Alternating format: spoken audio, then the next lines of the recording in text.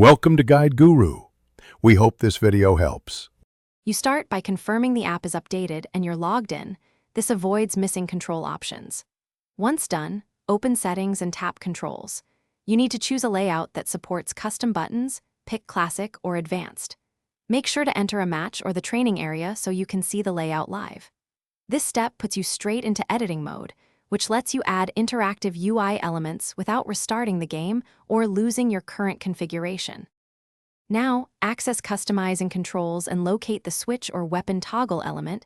It's typically under weapon modules. Drag that icon onto your HUD where your thumb naturally rests. Placement matters for fast swaps.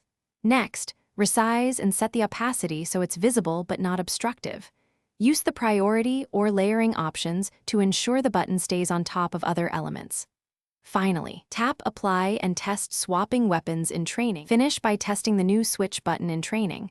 Practice quick taps and double taps so you understand its behavior. Once satisfied, hit Save and create a named profile so you can revert if needed.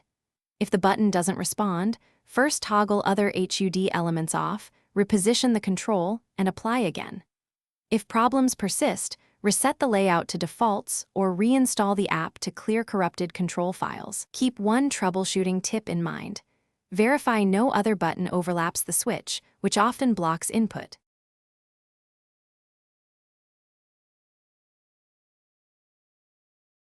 Thanks for watching. Consider subscribing if we helped you today.